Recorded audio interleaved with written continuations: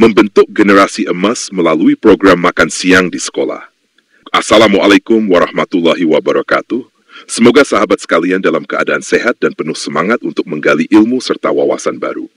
Artikel ini ditulis dengan harapan dapat memberikan gambaran kritis tentang program makan siang untuk anak-anak sekolah, yang merupakan salah satu kebijakan strategis untuk meningkatkan kualitas pendidikan dan sumber daya manusia.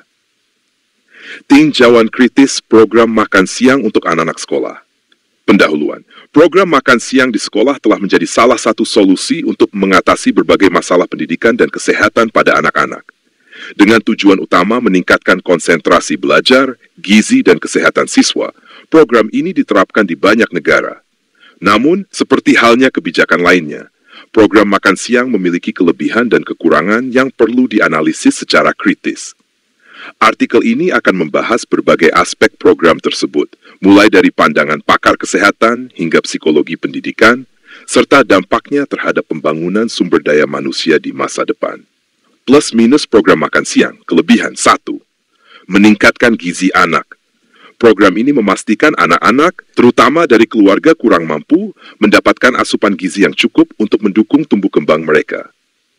Contoh, di India, program Midday Meal Scheme menyediakan makanan bergizi yang mengandung kacang-kacangan, nasi, dan sayuran, yang telah terbukti meningkatkan status gizi siswa. Nestle. 2. Meningkatkan konsentrasi dan prestasi akademik.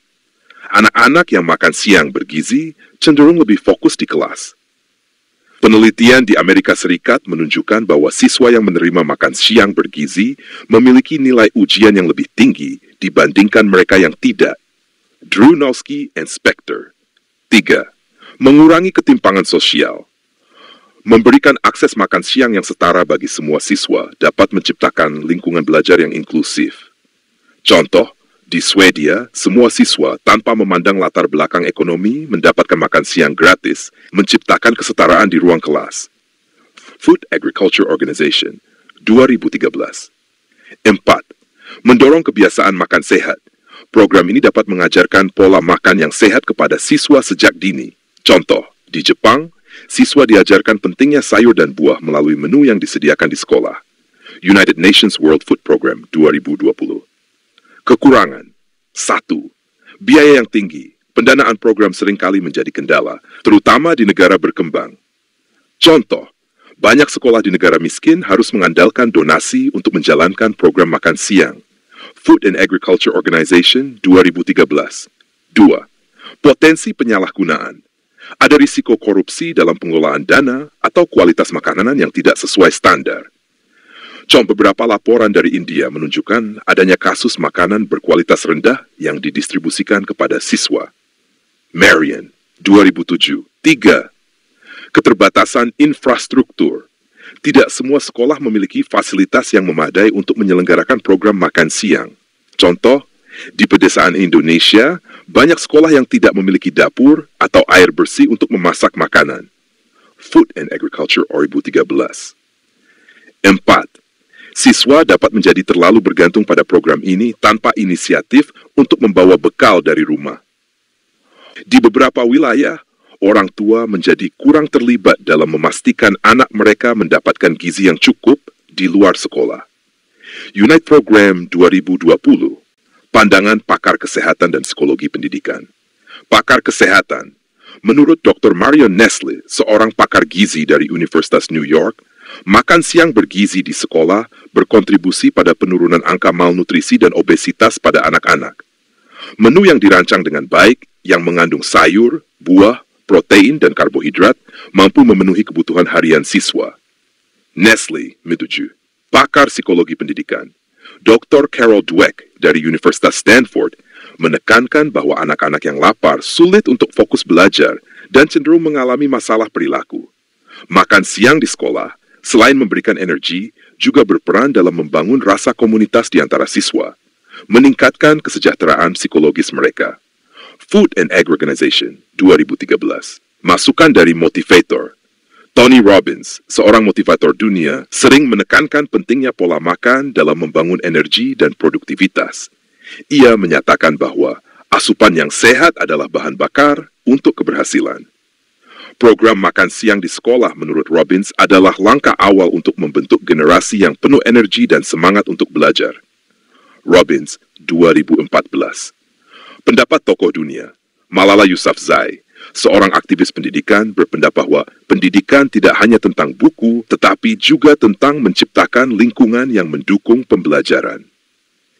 Ia mendukung program makan siang sebagai salah satu cara untuk memastikan semua anak, terutama yang kurang mampu, memiliki kesempatan belajar yang setara. Negara yang sudah menerapkan dan tahun pelaksanaan. 1. Amerika Serikat.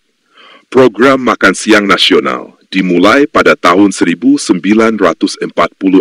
Program ini menjadi contoh global dalam pemberian makan siang kepada siswa dari berbagai latar belakang ekonomi. United Nations World Food Program 2020. Jepang program makan siang di sekolah sudah ada sejak tahun 1947. Fokus utamanya adalah menanamkan budaya makan sehat dan sopan santun di meja makan. Food and Agriculture Organization 2013. 3. India. Program Midday Meal Scheme dimulai pada tahun 1995. Program ini bertujuan meningkatkan pendaftaran siswa ke sekolah dan mengurangi tingkat putus sekolah.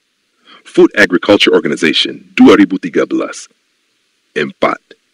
Pemerintah memberikan makan siang gratis untuk semua siswa sejak tahun 1973 dengan prioritas pada makanan organik dan lokal.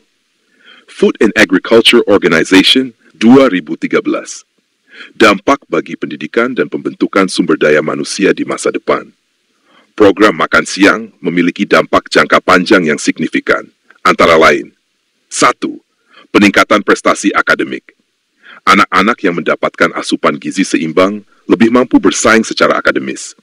Contoh, penelitian di Finlandia menunjukkan bahwa siswa yang mendapatkan makan siang gratis lebih mungkin menyelesaikan pendidikan hingga tingkat universitas. Dronowski and Spector. 2.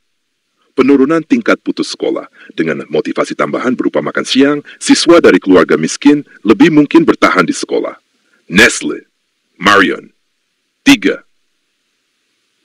Peningkatan kesehatan generasi mendatang.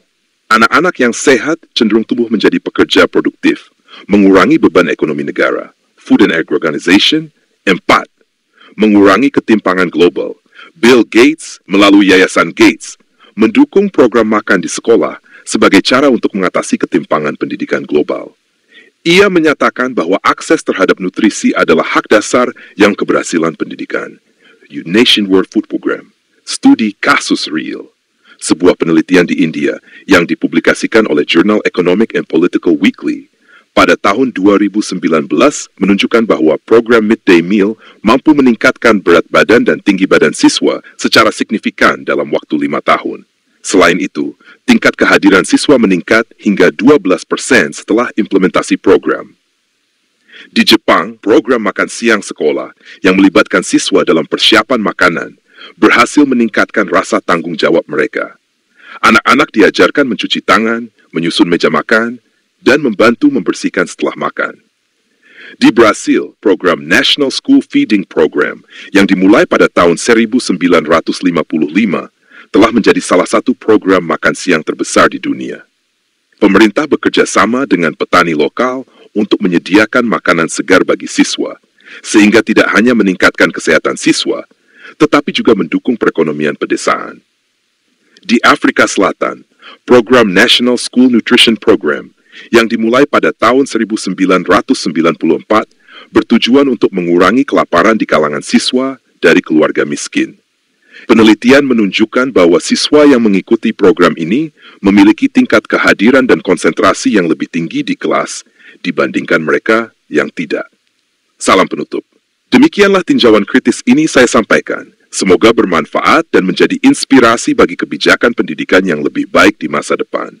Wassalamualaikum warahmatullahi wabarakatuh.